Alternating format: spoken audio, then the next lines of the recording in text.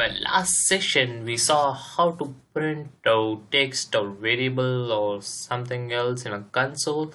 In this session, we're just going to see the concepts of variables. Actually, what are variables? Variables are basically a storehouse which can store all those datas which include text, numbers, decimal numbers, symbols, etc. So let me show an example for that. I'm just gonna print something like this. Print, what is your name? Yeah. So when we run this code, we saw in the last session that the text inside the codes will be printed. So what's your name is being printed out here. So now I'm gonna store my name inside a variable as name equal to inside codes, right? Programming for fun. Yeah.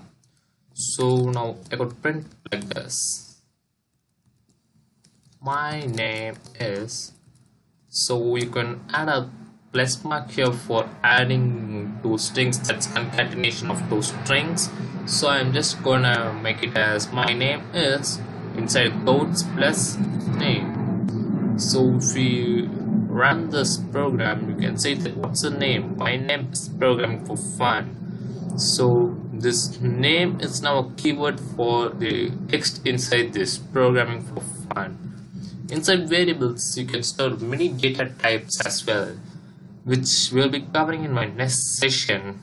So for example, you can take one more thing as age equal to 17, and you can add these constraints and s plus age.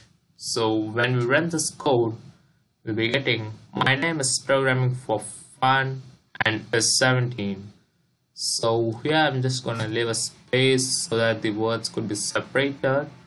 So my name is programming for fun and is 17. You can see up here.